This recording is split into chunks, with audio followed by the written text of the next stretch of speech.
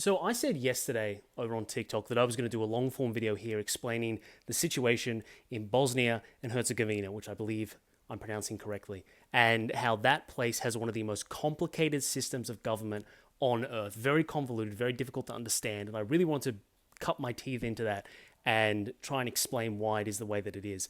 But I picked up a book yesterday, and it's made me want to really quickly dive into a just as controversial and confusing topic, and that is the situation between Israel and Palestine. This book here, What Does Israel Have to Fear from Palestine, by Roger Shehadeh, I sincerely hope I'm pronouncing his name right as well, I picked up yesterday, and it was a short book, only about 108 pages, and I read it cover to cover yesterday, and it was a fascinating read from somebody who's grown up in Palestine, lived through the Intifada, through the 67 war, and it poses a pretty interesting question, and it's an argument that I've seen before, but I haven't seen as in-depth as it was here, which is, why don't we view Israel the same way that we viewed South Africa during apartheid? And look, you might have heard that a lot, particularly people accusing Israel of apartheid, but I think part of the reason it isn't perceived that way, and what it goes into here, is that people, at least in my opinion, incorrectly view the situation, the conflict there, as between two warring states which are fighting over the same land for one thing. And that is a way to view it. But I think there is a more accurate way to view it, and that involves viewing the entire situation as concerning just one state. And look, this might sound controversial, but it's something that I just think is the truth, and that is, at the moment, on the ground, there is no Palestinian state. That is not a moral judgment. That is not what should or shouldn't be. That is just an assessment of the facts. If you look at this territory, Israel and Palestine, there's only one state that actually exists there, and that is the state of Israel. Now, you're probably pretty familiar with this map here, of what the situation looks like and what the international community believes to be the borders between Israel and Palestine. But I'm going to put this up here. This is the West Bank, if we zoom in on it a bit. And this is what the territory actually looks like in terms of control. It's broken into three areas, according to the Oslo Accords, an agreement between the Palestinian Authority and the Israeli government, where it's basically broken into three areas. Area A is where the Palestinian Authority has complete control.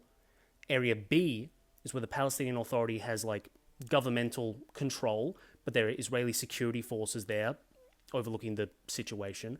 And then Area C, the largest area, comprising more than half of the West Bank, is where the Israeli government, at an administrative and a military level, has complete control over the territory. And on top of that, Israel, as we all know, builds settlements in the West Bank. This is a map of them here. These are places where Israelis have gone into the West Bank, particularly in Area C mostly, where they have administrative and military control, have set up Jewish majority communities, and they are defended by the IDF, essentially pushing Palestinians off what little land they actually have. So in reality, the map looks like this, with an ever-growing Israel and smaller Palestinian territories where they're essentially being forced to live as more settlements open in the West Bank. And the issue there, aside from how horrifying it is to actually think about, is that there is going to be a turning point when the international community realizes that this, if it keeps progressing, is going to mean there will never be a Palestinian state. And then the question becomes, what happens to the Palestinian people?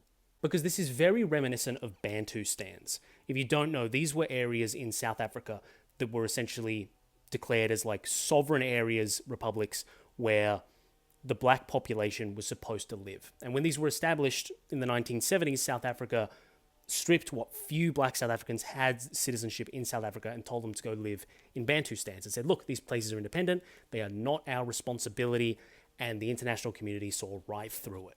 And look, I don't think this is racial, because of course there are Israeli Arabs, but I think that what we see is that there is one practical functioning state, but the status of your birth as either an Israeli or a Palestinian entirely determines how you are received by that state. If you're an Israeli and you live in a settlement in the West Bank, you are considered someone who lives in Judea and Samaria, an administrative division of the Israeli government, and you are allowed to participate in Israeli democracy. You're allowed to vote. You're allowed to get access to government benefits. But if you are a Palestinian born down the road who has only ever known life under the authority of the Israeli government and the Israeli military in the West Bank, you have no right whatsoever to engage in Israeli democracy or get assistance from the Israeli government. And this runs into the core issue of the problem, at least as I see it, which is that Israel was founded on two principles. Number one, it is a Jewish state with a Jewish majority. And number two, it will function as a democracy. And the problem is that it can't do both of those things if it allows Palestinians to vote. If the international community comes to the consensus that there are too many settlements and Israel's position is just so above that of the Palestinians and there can never be a Palestinian state, then people are going to start pushing for one of the most dreaded ideas in all of Israeli-Palestinian discourse, and that is the one-state solution.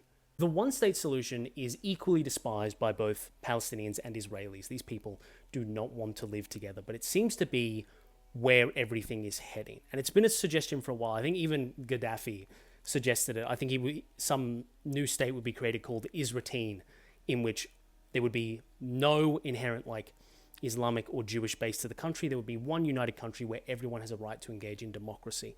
But the Israelis, practically speaking, will never go for that unless they are forced to, because it will violate their first tenet, which is to remain a Jewish state. But I think this really comes down to the international community, and when they realize how bad the situation is for there ever being a Palestinian state on the table, because once the international community moves away from, there are two states and we need to find the right borders and work it out there, and they secondly go to this approach of, there's only one state, Israel, and the Palestinians are just a people that are being politically disenfranchised and not allowed to vote for the government that has authority over them, then making the issue that simple for the international community, where it is purely a matter of letting Palestinians vote instead of being confined into reservations and denied their right to the political process, that's when Israel is in danger of losing its identity as a whole. Because I think even pro-Israeli people have to accept that the settlements and the expansion in the long term are going to damage the very notion of a Jewish majority state. Because if they make no avenue whatsoever possible for the Palestinians to have their own state, then people are going to realize that all that's happening is the Israeli government is taking up all this territory, confining Palestinians to tiny corners of it, and not letting them vote so that it can keep its Jewish democratic majority. Because there are terrible optics, and it's difficult to understand the intricacies of the entire situation. And I think that does keep some people removed from it, because they don't fully understand how complex the issue of Israel and Palestine is. But there is a phrase that should send shivers down the spine of any Israeli if it becomes the call from the international community, and just broadly everyone can understand this idea, and that is the call, maybe in 5 or 10 years, of let Palestinians vote. That is a death bell for the Israeli state as we understand it. Let Palestinians vote. And this is where I think it's so important for the Israelis to realize and to think that the settlements hurt them in the long term. They really do. And it's playing with fire, because they don't realize how in danger the idea of a Jewish majority state would be if that became the rallying cry internationally.